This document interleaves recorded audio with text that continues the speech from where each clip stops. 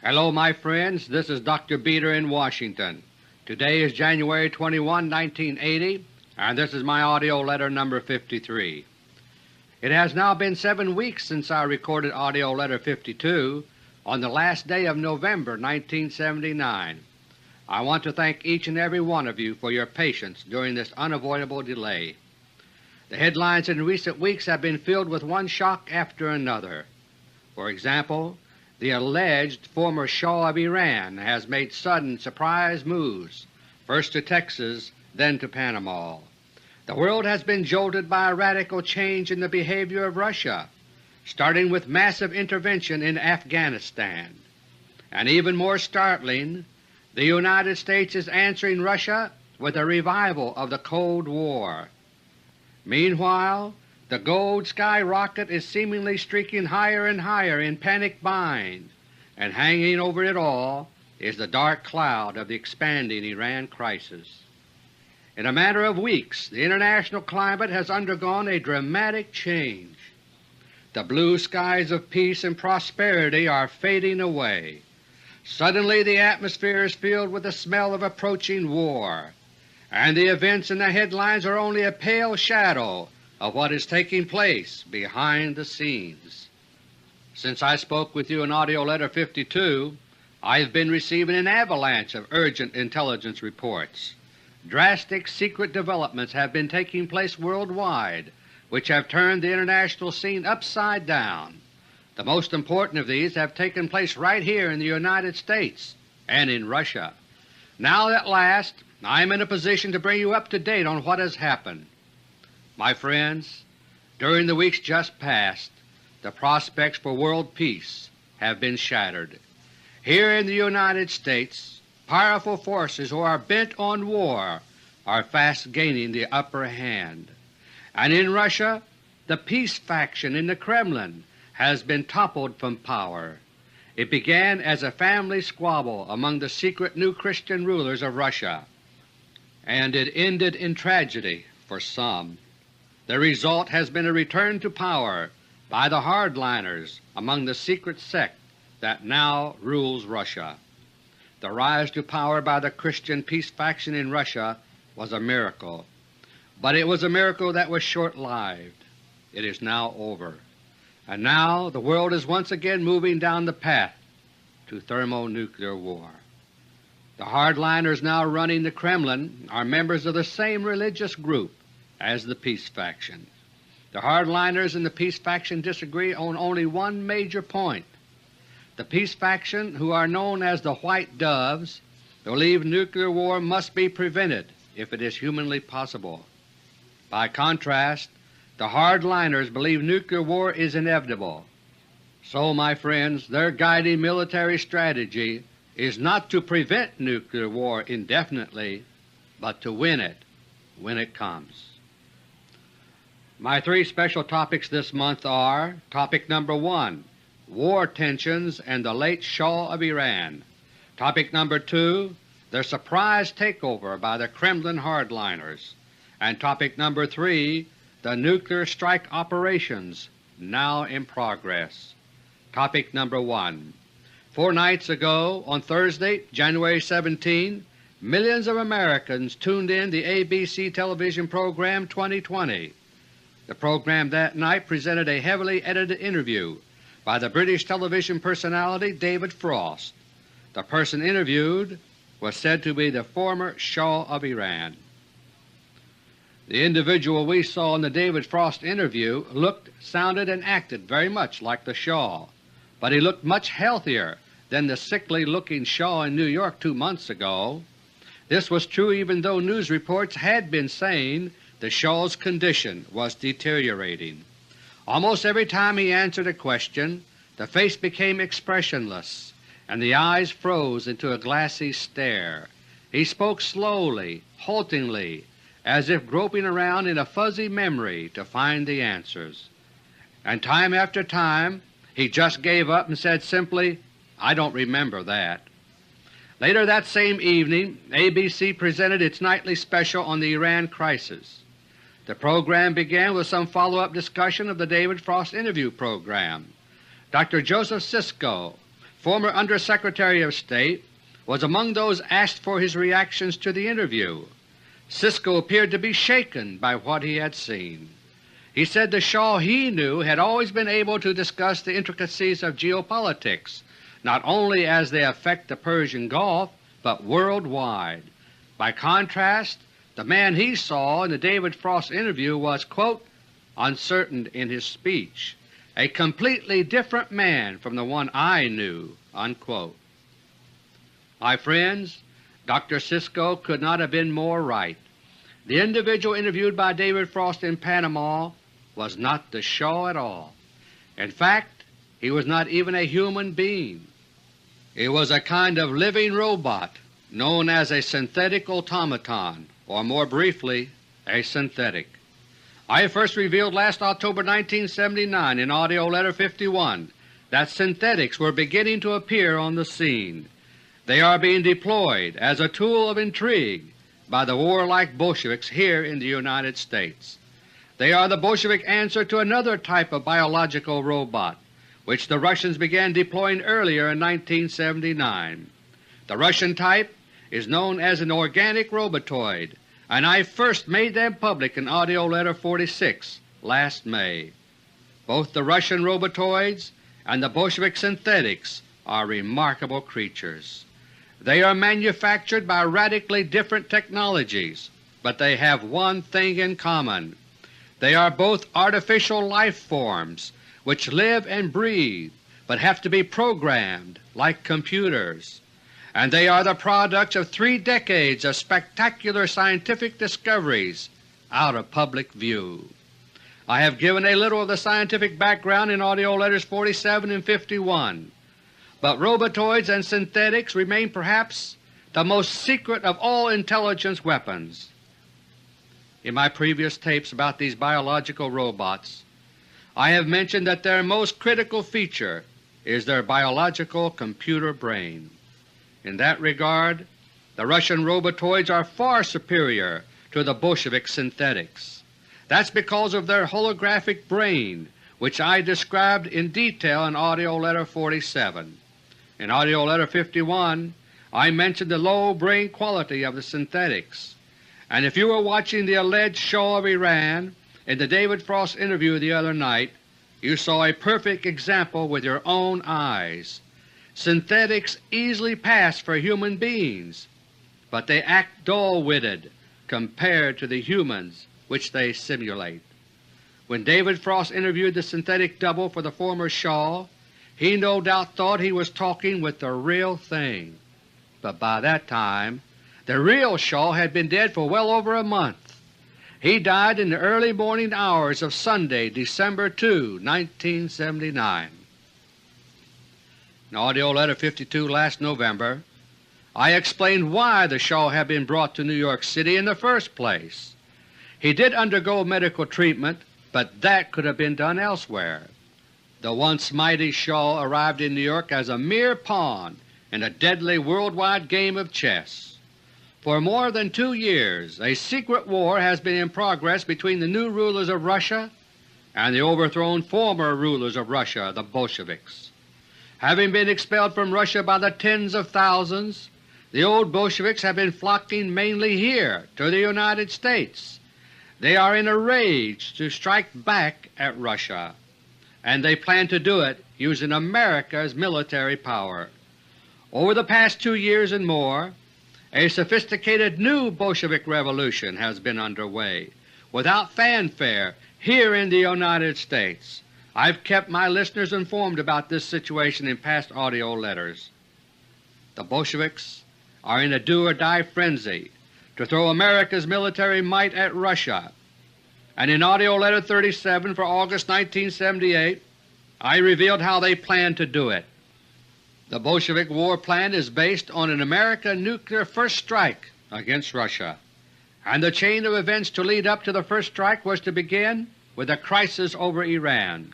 That is what I made public nearly a year and a half ago, and that is what is going on now right before our very eyes.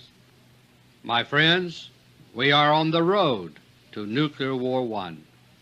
In AUDIO LETTER No. 52 I explained the purpose for which the former Shah of Iran was lured to New York City in late October. This was a Russian ploy carried out using their own robotoid replacements for certain powerful Americans. They had discovered that the Bolsheviks here in America were setting in motion the dreaded Iran crisis. It was already too late for the Russians to prevent the crisis from erupting, so instead they maneuvered the Shah here in a preemptive strategy to change the course of the crisis. I gave the details of all this in AUDIO LETTER No. 52, so I won't repeat it again here. The Russian maneuvers involving the former Shah of Iran were set in motion while the Kremlin peace faction, the White Doves, were still calling the shots. They succeeded in their plan to make the former Shah the center of the Iran crisis, contrary to the Bolshevik plans, and later, when the time was ripe, they were planning to use their control over the Shah to make the crisis fizzle out. But as I detailed in AUDIO LETTER No. 52, the Russians had their hands full in trying to sort out the Iran crisis. The Shah's trip to New York City was arranged on short notice. Having accomplished that much, the Russians put the Shah on ice during November 1979 while they concentrated on other pressing aspects of the crisis. As December 1979 began, Russian agents here in the United States were preparing for new moves involving the Shah.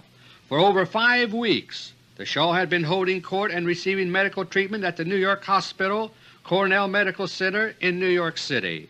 His suite on the 17th floor was walled off by a special barricade of bulletproof glass. Everything having to do with the Shah was subject to intensive security precautions. Unknown to the Shah himself, he was the key to Russia's plan to unravel the Iranian crisis without war. So the one thing the Russians could not afford was to have something happen to the Shah at that time. By the time I recorded AUDIO LETTER No. 52 on November 30, 1979, plans were being laid to move the Shah. The Russians had begun to penetrate the Bolshevik stranglehold on Iran and were establishing a dialogue with the Khomeini government. The time had come to remove the Shah from the hospital. The advanced preparations at the hospital were subtle, but not subtle enough. They were detected by Bolshevik agents within the hospital, and they were successful in learning the details of the plan to move the Shah before it took place. Shortly after 4 a.m. on the morning of December 2, 1979, the Shah left his hospital room in a wheelchair. He was accompanied by armed guards, including FBI agents brandishing submachine guns. They entered an elevator on the 17th floor of the hospital and went down to the sub-basement. From there, the Shah and his guards traveled along an underground tunnel to the Payson House staff residence on East 71st Street. There the Shah's party entered a parking garage. The Shah was wheeled up to a blue-green FBI van. The Shah was helped out of his wheelchair and into the van. As soon as the Shah was inside, the doors of the van were shut and the van started moving. As it did so, 3 FBI cars joined up as an escort. The 4-vehicle motorcade drove carefully toward the exit of the parking garage. As they did so, one of the Shah's guards in the van pulled out a powerful gun equipped with a silencer. He and the other guards in the Shah's van turned out to be Bolshevik synthetics. By the time the Shah's van reached the exit of the parking garage, the Shah's body lay slumped on the floor inside. Like his former patron Nelson Rockefeller, the Shah had died of a single bullet to the forehead. The other synthetics in the front of the van did exactly as programmed. They drove on as if nothing had happened. FBI agents in the other cars detected no hint that anything was wrong. The motorcade drove the rest of the way to LaGuardia Airport without incident. Only when the van was opened at the airport was it discovered what had taken place. News reports that day and the next were filled with headlines about the Shah's mysterious move to Texas. On television we were shown an Air Force DC-9 taking off in the darkness at LaGuardia. We were told that the Shah was aboard, but he was not. His body was kept in a remote location at New York's LaGuardia Airport until around 6 p.m. that evening, after which it was flown to a southern state for disposal. When the DC-9 was shown landing at the air base in Texas, we were told again it was the Shah's plane. Normally, Lackland Air Force Base is unrestricted, but the air base was suddenly closed after the plane landed. There was confusion. Initially, Air Force officials at the base said there would be a press conference that afternoon, but soon they reversed themselves. They not only canceled the press conference, but told all reporters to leave the base immediately or be forcibly ejected. The public relations plans, which had been made ahead of time, just fell apart. Instead, a cover-up was hastily set in motion on orders from certain Russian agents in the Pentagon. In the days that followed, all was mystery concerning the Shah. He was said to be in certain hospital quarters at Lackland. But as days passed and no one saw the Shah, questions began to multiply. Had it been suspected that the Shah was already dead, the Bolshevik agents holding the American hostages in Tehran might have killed the hostages, and that could have led very quickly to nuclear war. Meanwhile, the Bolsheviks here in America were preparing to take control of the Shah controversy. The Bolshevik synthetics are programmed by a technique completely different from that used by the Russians with their robotoids. It is not as good, but it also does not require a cerebral hologram. Bolshevik agents in New York had been able to obtain the genetic samples needed, and on Saturday, December 15, there was a new surprise regarding the Shah. He was said to have left Texas that morning for a small island off Panama. Then the invisible Shah seemingly reappeared in the form of a synthetic, and since that time the Shah's image has been utilized by the Bolsheviks. As I told you earlier, it was a synthetic that was seen in the David Frost television interview 4 nights ago. What happened to the late Shah of Iran is only part of a much larger pattern of recent days. The Bolshevik deployment of synthetics began in earnest 3 months ago, as I reported in AUDIO LETTER No. 51. As a byproduct of this, bizarre cattle mutilations are once again taking place in North America. A few years ago there was a rash of these incidents in the western United States. At that time the earliest large-scale experiments were underway with synthetics. Now, after a lull, the synthetics are being deployed operationally and the cattle mutilations have resumed. Right now, however, they are taking place primarily in Canada to minimize attention to them here in the United States. My friends, the cattle mutilations are nothing more than a modern twist on cattle rustling. The synthetic process uses certain glands and tissues of cattle as raw material, as I explained in AUDIO LETTER No. 51. To obtain these raw materials, the cattle involved have to be destroyed in a very wasteful manner. So the Bolshevik agents who are manufacturing synthetics do not use their own cattle. Instead, they let others suffer the losses involved in slaughtered herds. The cattle mutilations may turn into an epidemic that is too big to ignore, because during the past 3 months the Bolshevik circles have started deploying synthetics in great numbers. A covert war of biological robots is now raging worldwide between the Russians and their old Bolshevik enemies. The Russians got a head start by deploying their robotoids first last spring, but they knew their advantage would not last long, and they tried to use it fast to nail down approval of the SALT II Treaty. Soviet Foreign Minister Andrei Gromyko summed it up last June 25, 1979. In an unprecedented 2-hour news conference in Moscow, he paused at one point and said simply, "Fantastic situation." My friends, the dangers we face now are fantastic, but so was aerial warfare until World War I, the atomic bomb until World War II, and moon flight until Project Apollo. The Bolsheviks in our midst are obsessed with their schemes for revolution and war, rule or ruin. Using their synthetics, They are fast regaining the power they were losing at the hands of Russia's robotoids. Unlike the Russians, the Bolsheviks have an entrenched power base here in the United States, and so the Russians are now losing the invisible war of the biological robots. With every day that their power increases, the Bolsheviks here in America redouble their frenzy to seize still more power.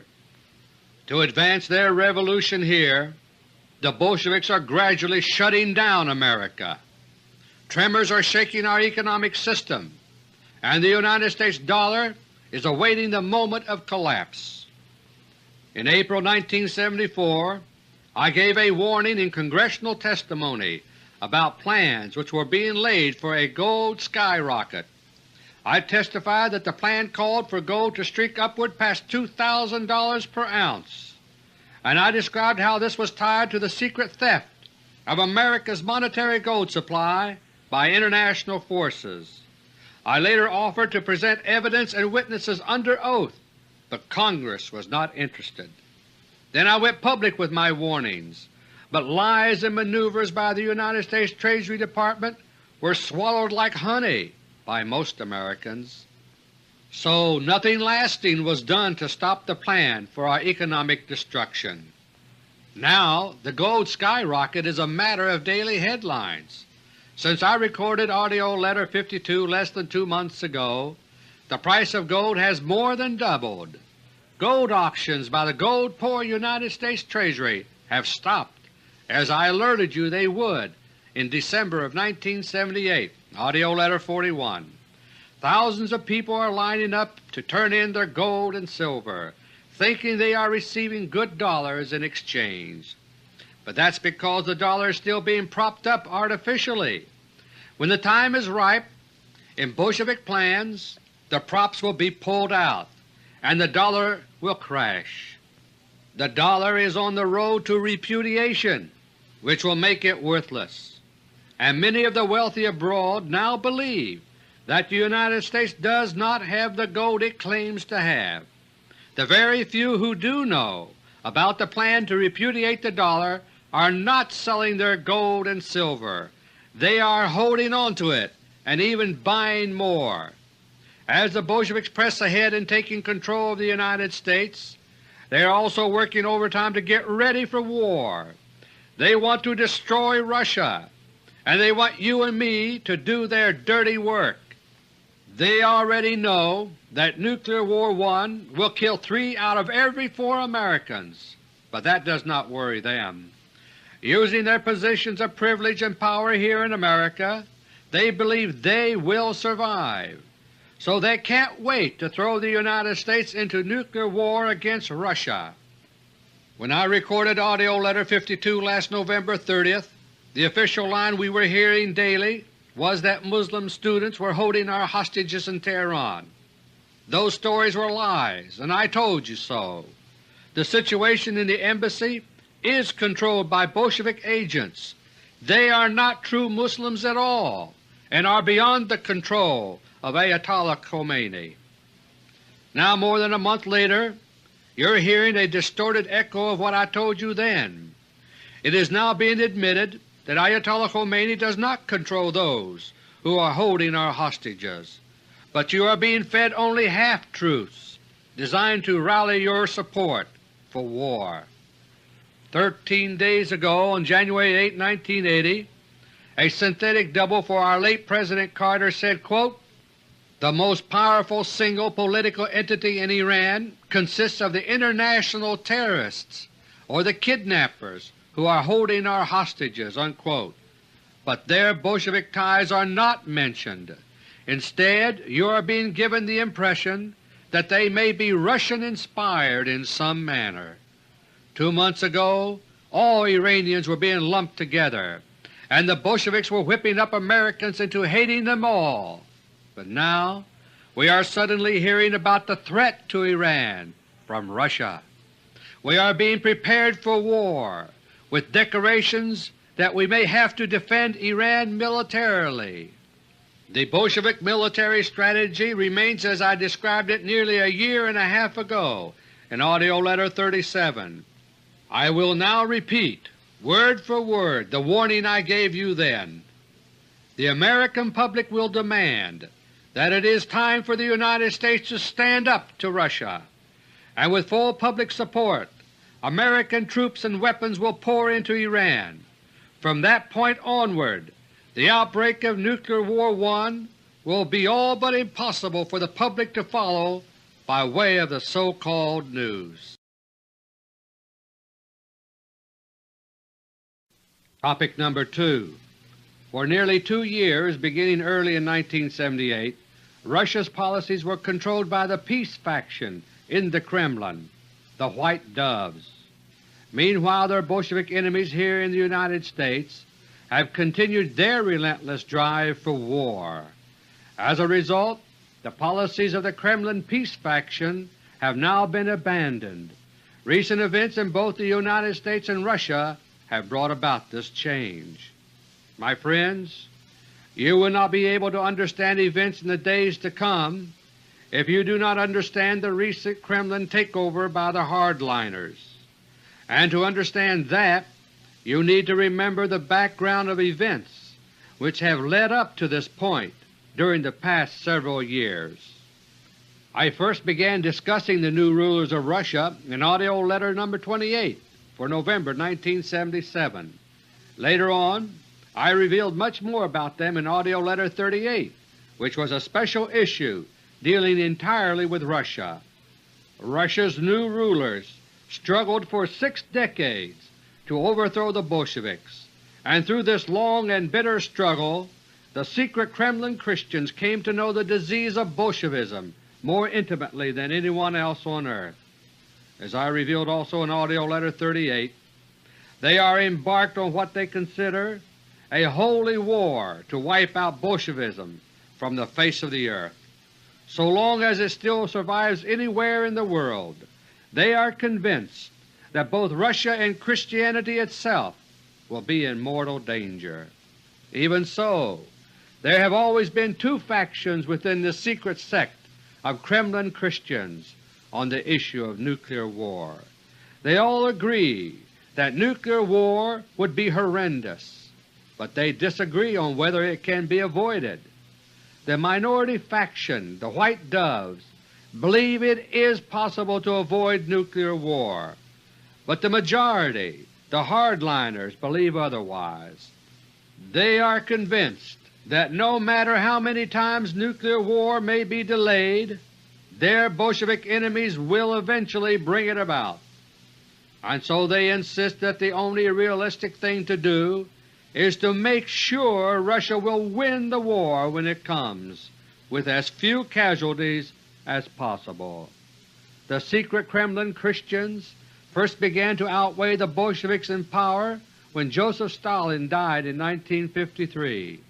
From that time until early 1978, the hardliners were in power, and they were anxious to speed the day when Russia would break free not only from the Bolsheviks in Russia, but also from the Rockefeller cartel. In the summer of 1976, Russia began preparing for a limited nuclear Pearl Harbor attack against the United States, Great Britain, and other countries. It was the underwater missile crisis of 1976, which I revealed in AUDIO LETTERS 14 through 16.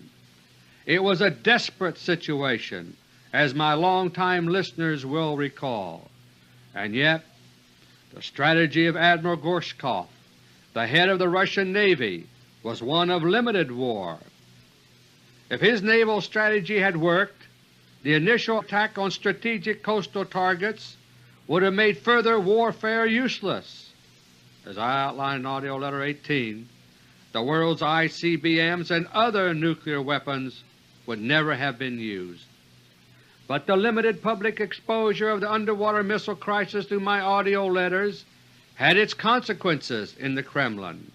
The Russians lost the critical element of surprise, and so the White Doves argued that the result of the hardliners' gamble could easily have been not limited war, but total war. They insisted that Russia must never again try to deliberately trigger nuclear war. From then on, the influence of the White Doves grew steadily, but the hardliners, headed by the original Leonid Brezhnev, stayed in the driver's seat until the end of 1977. It was the hardliners who presided over Russia's lightning-fast deployment of her secret new space triad of weapons during late 1977. I reported the deployment as it took place in AUDIO LETTERS 26 through 29. All three legs of the space triad are built around particle beam weapons. Up to now, Russia is still the only nation to deploy particle beams as operational weapons. The first leg of Russia's space triad are the Cosmos interceptors. These are man-killer satellites armed with particle beams. I first reported that they were operational in September 1977. They began destroying America's fleet of spy satellites. An especially equipped Cosmos interceptor, Cosmos 954, fought history's first true space battle, the Battle of the Harvest Moon, September 27, 1977. Firing a special neutron particle beam, Cosmos 954 knocked out America's secret military base on the Moon. The Russians then quickly deployed their own military bases on the Moon, and these constitute the second leg of the space triad. Today, Russian particle beam weapons are located in 7 places on the near side of the Moon. They can strike any visible spot on Earth less than 2 seconds after pulling the trigger, and they can deliver a blast of devastating force, as proven in the test firing of November 19, 1977, which I reported in AUDIO LETTER 29 the following month. In AUDIO LETTER 29, I also reported the beginning of Russia's deployment of the third leg of her space triad. These are the Cosmospheres, electrogravitic weapon platforms which can hover over any spot on Earth. They can operate at altitudes from ground level to about 800 miles and are armed with charged particle beams. The first few Cosmospheres to be deployed over the United States were used in an effort at intimidation. In late December 1977, they began firing their beam weapons into the atmosphere off the East Coast in a defocused mode. The result were the mysterious, giant air booms which came rumbling in from the Atlantic Ocean to rattle and shake thousands of homes. Government and other spokesmen put out all kinds of stories to try to explain away the booms. One of the favorites was based on the Concorde supersonic transport. Somehow, we were told, the shock waves must be racing far ahead of the plane and causing the booms. Can you imagine? As I told you at the time, explanations like that were just ridiculous cover stories and lies, and recently a scientific study at Cornell University headed by Professor A.R. George proved exactly what I told you 2 years ago. That is, a freak shock wave racing ahead of the Concorde could not have produced those bone-rattling booms. But 2 years ago the stories served their purpose. People swallowed them and calmed down. With the deployment of the secret Russian space triad during the closing days of 1977, the Russians were acting more aggressive by the day. But the #1 hardliner in the Kremlin then was Leonid Brezhnev, and his health was failing. He died on January 7, 1978, as I revealed in AUDIO LETTER 33. I also revealed that the new #1 man in the Kremlin was then Marshal Dmitry Ustinov, the Defense Minister. Ustinov was the leader of the White Doves, the peace faction, and from then on the Kremlin concentrated on preventing nuclear war by using SALT II to begin disarming their Bolshevik enemies here in America. After they deployed the robotoids last spring, they almost succeeded with SALT II, but during the past few months they have been dealt one reversal after another by the Bolsheviks, and with the synthetics now entering the picture, heated debate broke out in the Kremlin early last October between the White Doves and the hardliners. Then tragedy struck. in late October 1979.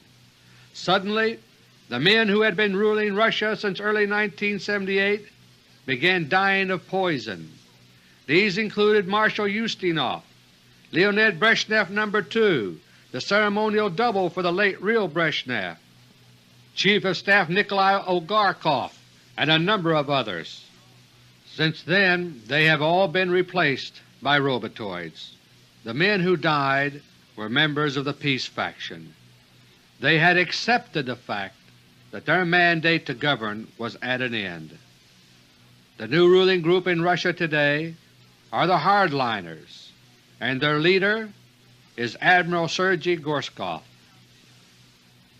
Topic number 3. The final legacy of the White Doves was their plan to use the Shah of Iran to unravel the Iranian crisis. The new hardliners followed through with that plan out of reverence for their fallen friends.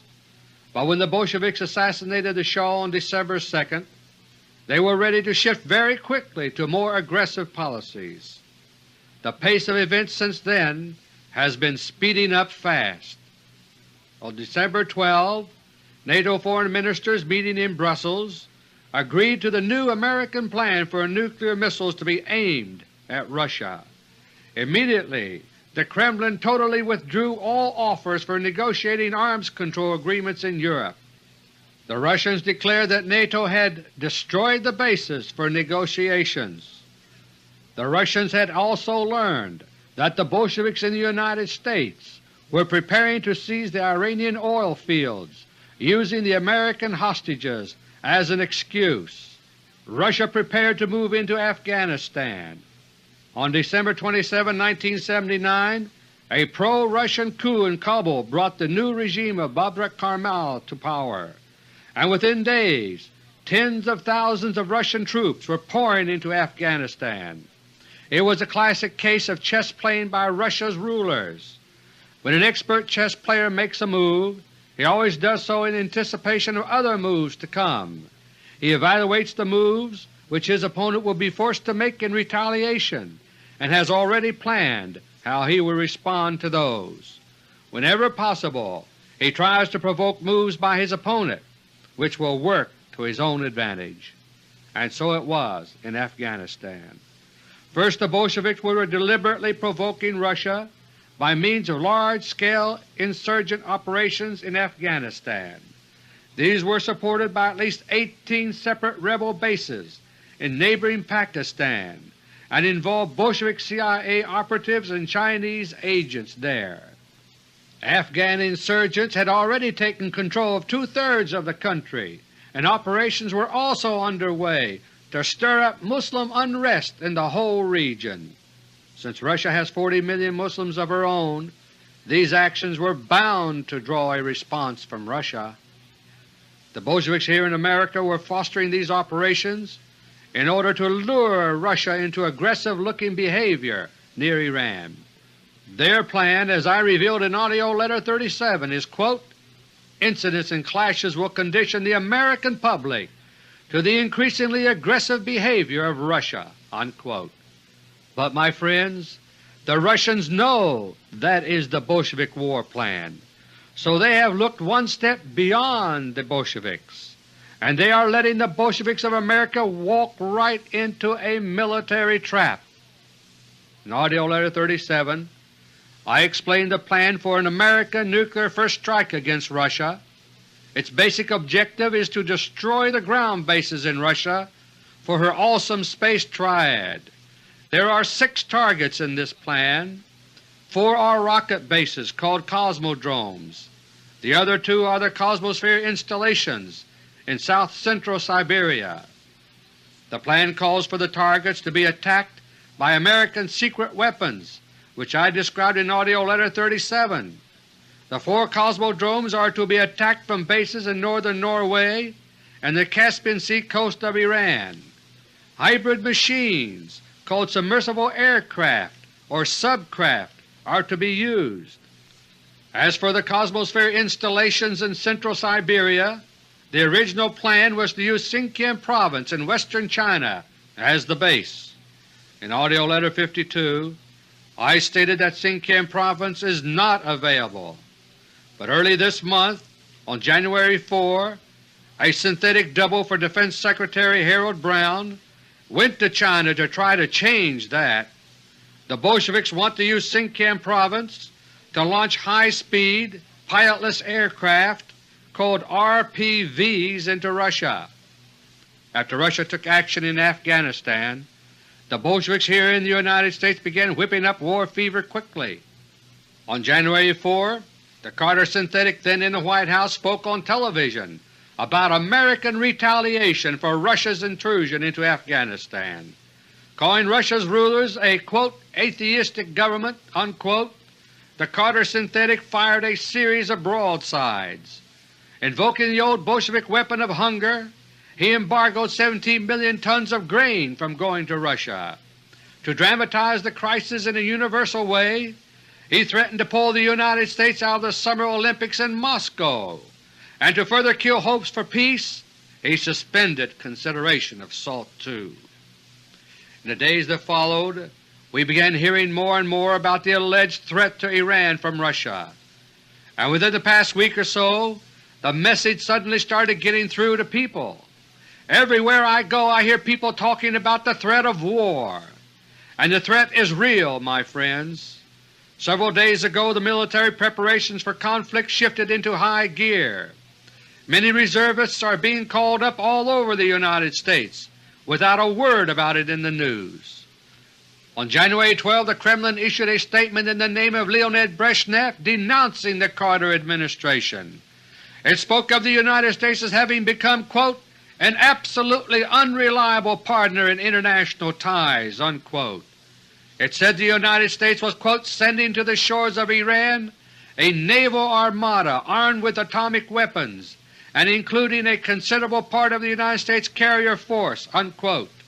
And, quote, "if there were no Afghanistan, certain circles in the United States, in NATO, would surely have found another pretext to aggravate the situation in the world," unquote. As the supposed Brezhnev statement was issued, 2 American carrier task forces were in the Arabian Sea near Iran, built around the Midway and the Kitty Hawk. 2 days later a 3rd powerful carrier group arrived. It includes America's newest and biggest carrier, the nuclear-powered Nimitz, as well as the nuclear-powered cruisers California and Texas. On January 17, the Russian Navy began deploying fast toward the Indian Ocean. A late model car-class cruiser and 4 other ships were spotted sailing south through the Japan Sea that morning. By the following day, January 18, there were over 180 Russian submarines on the way, and still more were being ordered to join them. And at the same time, submarines were swarming into position around the United States, armed with neutron missiles. Meanwhile, a State Department spokesman helped heat up the crisis atmosphere. He said, quote, "Our commitment to Iran's territorial integrity stands despite their violation of international law, represented by their continued holding of our people." Unquote.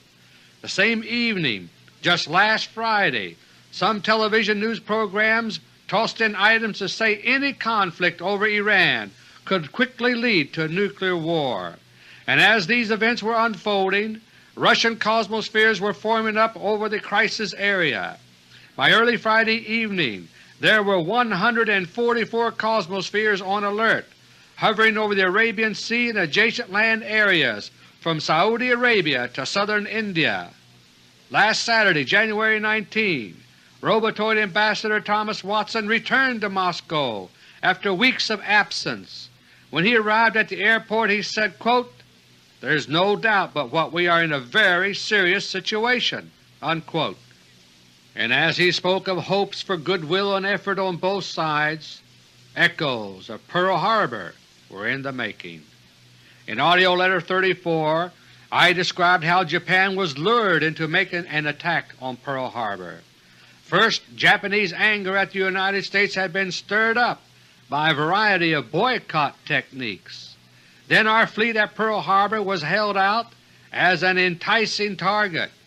Most of our Pacific Fleet were conveniently bottled up in the harbor, and they sat peacefully at anchor, unable to respond quickly in an emergency. But our 3 aircraft carriers have been pulled away to safety because they were indispensable to the plans for counterattack against Japan. Today it is 4 decades later, and we live in a new era of weaponry.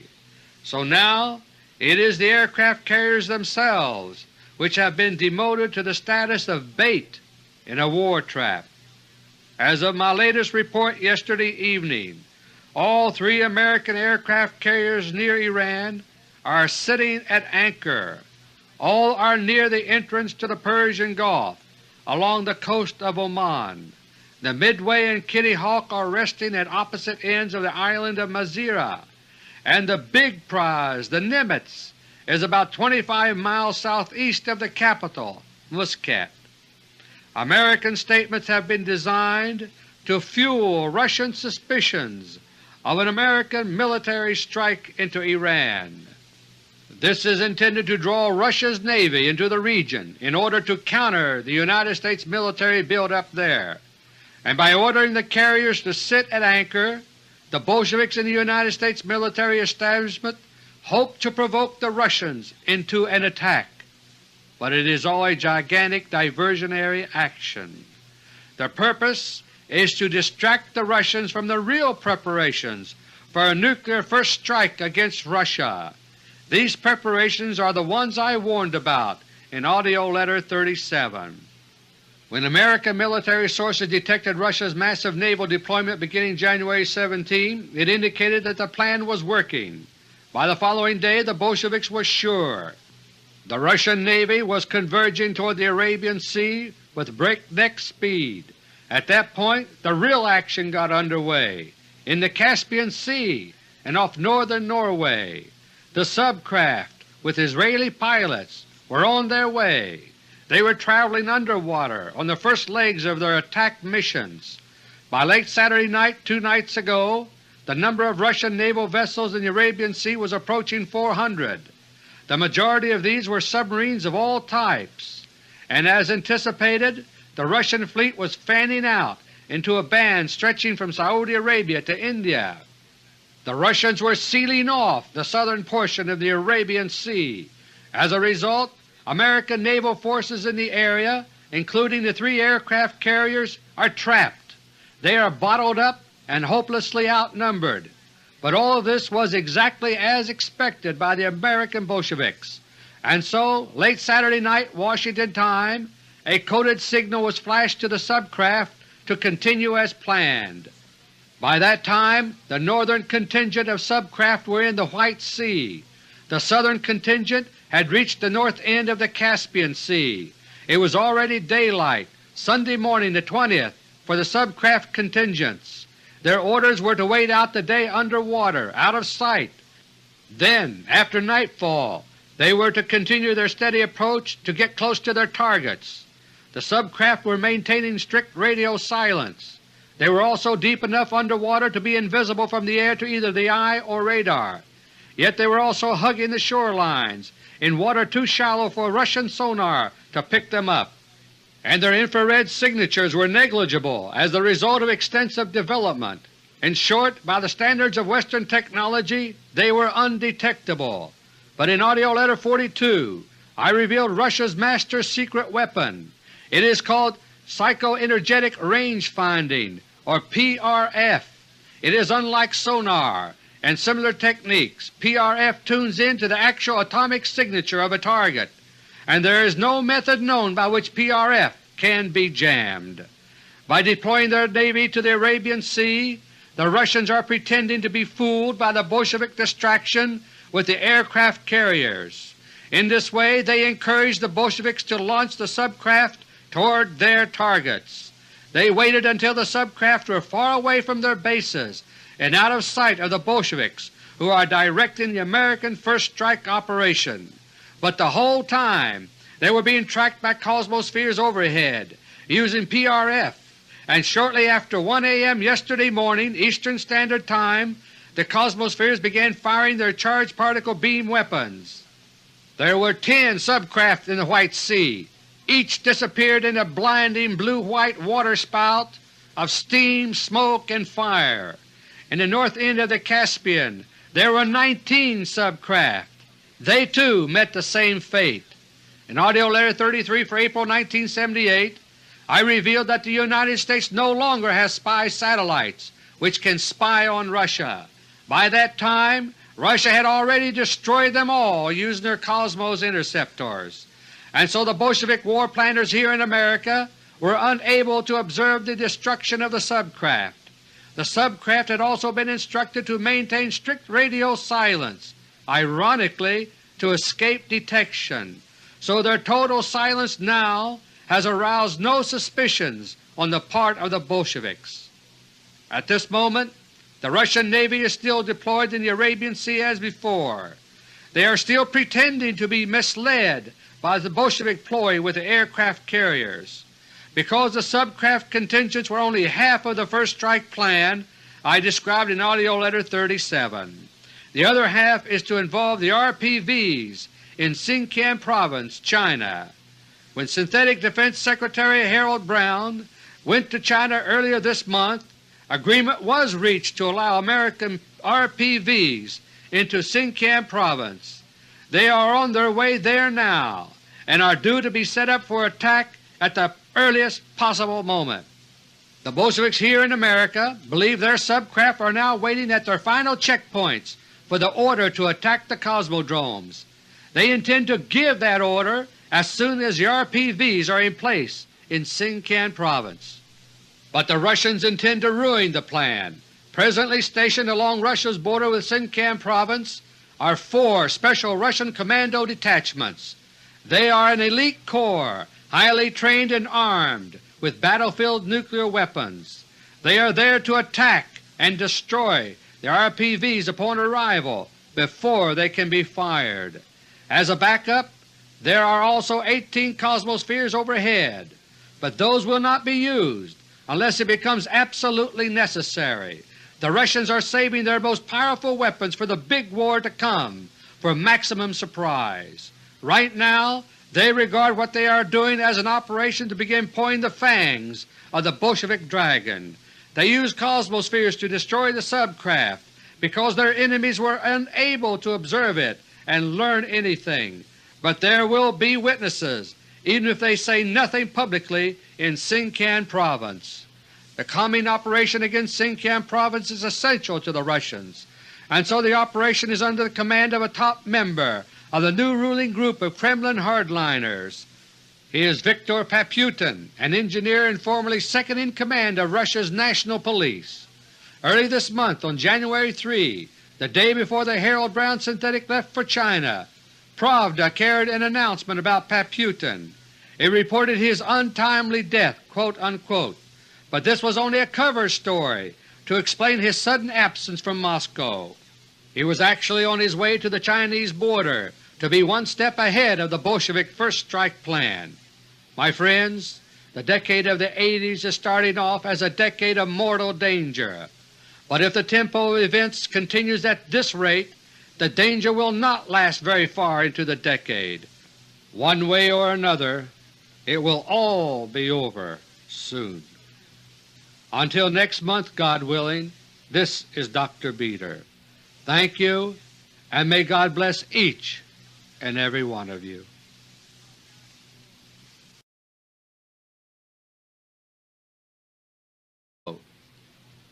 My friends, Dr. Cisco could not have been more right. The individual interviewed by David Frost in Panama was not the Shah at all. In fact, he was not even a human being. He was a kind of living robot known as a synthetic automaton, or more briefly, a synthetic. I first revealed last October 1979 in AUDIO LETTER 51 that synthetics were beginning to appear on the scene. They are being deployed as a tool of intrigue by the warlike Bolsheviks here in the United States. They are the Bolshevik answer to another type of biological robot, which the Russians began deploying earlier in 1979. The Russian type is known as an organic robotoid, and I first made them public in AUDIO LETTER No. 46 last May. Both the Russian robotoids and the Bolshevik synthetics are remarkable creatures. They are manufactured by radically different technologies, but they have one thing in common. They are both artificial life forms which live and breathe but have to be programmed like computers, and they are the products of 3 decades of spectacular scientific discoveries out of public view. I have given a little of the scientific background in AUDIO LETTERS 47 and 51, but robotoids and synthetics remain perhaps the most secret of all intelligence weapons. In my previous tapes about these biological robots, I have mentioned that their most critical feature is their biological computer brain. In that regard, the Russian robotoids are far superior to the Bolshevik synthetics. That's because of their holographic brain, which I described in detail in AUDIO LETTER 47. In AUDIO LETTER 51 I mentioned the low brain quality of the synthetics, and if you were watching the alleged Shah of Iran in the David Frost interview the other night, you saw a perfect example with your own eyes. Synthetics easily pass for human beings, but they act dull-witted compared to the humans which they simulate. When David Frost interviewed the synthetic double for the former Shah, he no doubt thought he was talking with the real thing, but by that time the real Shah had been dead for well over a month. He died in the early morning hours of Sunday, December 2, 1979. In AUDIO LETTER 52 last November, I explained why the Shah had been brought to New York City in the first place. He did undergo medical treatment, but that could have been done elsewhere. The once mighty Shah arrived in New York as a mere pawn in a deadly worldwide game of chess. For more than 2 years a secret war has been in progress between the new rulers of Russia and the overthrown former rulers of Russia, the Bolsheviks. Having been expelled from Russia by the tens of thousands, the old Bolsheviks have been flocking mainly here to the United States. They are in a rage to strike back at Russia, and they plan to do it using America's military power. Over the past 2 years and more, a sophisticated new Bolshevik revolution has been underway without fanfare here in the United States, now in progress. Topic number 1. 4 nights ago, on Thursday, January 17, millions of Americans tuned in the ABC television program 2020. The program that night presented a heavily edited interview by the British television personality David Frost. The person interviewed was said to be the former Shah of Iran. The individual we saw in the David Frost interview looked, sounded, and acted very much like the Shah, but he looked much healthier than the sickly-looking Shah in New York 2 months ago. This was true even though news reports had been saying the Shah's condition was deteriorating. Almost every time he answered a question, the face became expressionless and the eyes froze into a glassy stare. He spoke slowly, haltingly, as if groping around in a fuzzy memory to find the answers. And time after time he just gave up and said simply, "I don't remember that." Later that same evening, ABC presented its nightly special on the Iran crisis. The program began with some follow-up discussion of the David Frost interview program. Dr. Joseph Sisko, former Undersecretary of State, was among those asked for his reactions to the interview. Sisko appeared to be shaken by what he had seen. He said the Shah he knew had always been able to discuss the intricacies of geopolitics, not only as they affect the Persian Gulf, but worldwide. By contrast, the man he saw in the David Frost interview was, quote, "uncertain in his speech, a completely different man from the one I knew," unquote. Position to bring you up to date on what has happened. My friends, during the weeks just past, the prospects for world peace have been shattered. Here in the United States, powerful forces who are bent on war are fast gaining the upper hand, and in Russia The peace faction in the Kremlin has been toppled from power. It began as a family squabble among the secret new Christian rulers of Russia, and it ended in tragedy for some.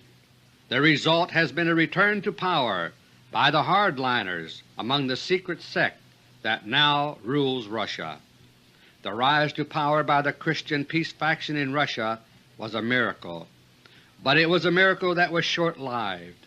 It is now over, and now the world is once again moving down the path to thermonuclear war. The hardliners now running the Kremlin are members of the same religious group as the peace faction. The hardliners and the peace faction disagree on only one major point. The peace faction, who are known as the White Doves, believe nuclear war must be prevented if it is humanly possible. By contrast, the hardliners believe nuclear war is inevitable. So, my friends, their guiding military strategy is not to prevent nuclear war indefinitely, but to win it when it comes. My three special topics this month are: Topic number 1, War Tensions and the Late Shah of Iran. Topic number 2, the surprise takeover by the Kremlin hardliners. And topic number 3, the nuclear strike operation. Hello, my friends. This is Dr. Beter in Washington. Today is January 21, 1980, and this is my AUDIO LETTER number 53. It has now been 7 weeks since I recorded AUDIO LETTER 52 on the last day of November 1979. I want to thank each and every one of you for your patience during this unavoidable delay. The headlines in recent weeks have been filled with one shock after another. For example, the alleged former Shah of Iran has made sudden surprise moves, first to Texas, then to Panama. The world has been jolted by a radical change in the behavior of Russia, starting with massive intervention in Afghanistan. And even more startling, the United States is answering Russia with a revival of the Cold War. Meanwhile, the gold skyrocket is seemingly streaking higher and higher in panic buying, and hanging over it all is the dark cloud of the expanding Iran crisis. In a matter of weeks, the international climate has undergone a dramatic change. The blue skies of peace and prosperity are fading away. Suddenly the atmosphere is filled with the smell of approaching war, and the events in the headlines are only a pale shadow of what is taking place behind the scenes. Since I spoke with you in AUDIO LETTER 52, I have been receiving an avalanche of urgent intelligence reports. Drastic secret developments have been taking place worldwide which have turned the international scene upside down.